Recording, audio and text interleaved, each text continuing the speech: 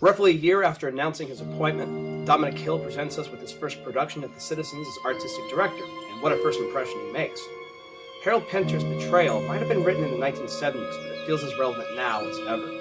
The play looks at a long-term adulterous relationship between Emma and Jerry, and the effect it has on Emma's marriage to Robert, who happens to be Jerry's best friend. Famously, the play works in a backwards narrative, so the production begins a few years after the affair ended and concludes on the night the affair began. It's one of several tricks Pinter uses in the play to engage the audience from the beginning, for it allows us to be a bit more critical of the events as they unfold and gives us a better sense of who is lying and, more importantly, who's betraying who. Betrayal is not only a great production, but it's also an excellent inauguration for Hill. It's a solid start, and hopefully it's a sign for even better things to come. What did you think of the production? Oh, I loved it. I mean, what's not to love? Such strong, such individual performances, such a clever set. The set used this very clever device, I thought, of being quite open and having a big revolving central area around which was dotted some, I thought, very enviable mid-century furniture. And there was also a moving screen bisecting it even. So you could very cleverly sometimes see one bit, sometimes see another, and sometimes it was open and you saw them slightly queasily moving around while slightly gripping onto a G-plan seat. And I thought that worked fantastically, the way that slightly stripped away the movement between the three of them within this love triangle. Did it subtly, as you'd expect from Dominic Hill, but did it just brilliantly. That to me gave a fresh edge to the show. It was done as a period piece, with period in inverted commas, 1970s cord jacket type of costumes. But that, to me, using that very modern staging method, just gave it that up-to-date minute that I thought just gave it that snap. I was really impressed with the way he staged it, I have to say. I mean, I love the turntable, too.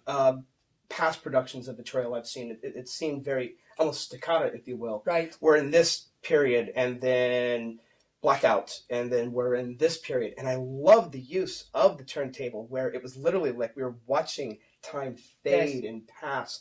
And what I really loved were the moments between the scenes where an actor would be on stage, and just the way Hill would stage the way they stood, the look on their face, you knew everything.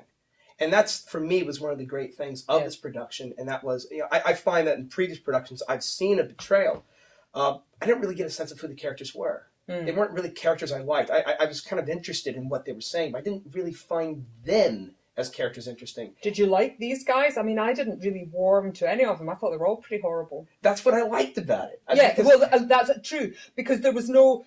And I think that was a mark of how good the performances were, was that none of the actors felt they had to be loved. No one was looking to no one was doing the love me thing with the audience, were they? They were all, pretty awful, cheating items in their horrible cord suits, looking for their next bestseller or their next game of squash, weren't they? And I think that's really brave, because a lot of people would be tempted, we got to have somebody to like. We got to make the husband likable because he's being cuckolded. Or we got to make Jerry, the writer, likable because, well, he's kind of in the middle of this strange relationship between the husband. Or we got to make her likable because, they didn't do that. I know. These are three lousy people. I know. I would not want to be in a pub or a restaurant with any of them.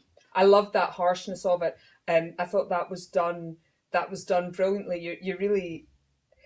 You were engaged with them without liking them, and that's very unusual, I think, in any kind of artistic experience, isn't it? You didn't feel particularly any empathy with any of them. The phrase "hell mend you" was it's bubbling under the surface. But again, I got to give kudos to all three of them, because they played unlikable people, but I wanted to watch them some more. Yeah, absolutely. It was a short running time, I think 75 minutes, and I would have been happy with it being a little longer. That's how interested I was in these people. And it's not often you come out of the theatre saying, "I wish that had been longer," is it? And I think we'll end on that point right there, because definitely 2 recommendations for that.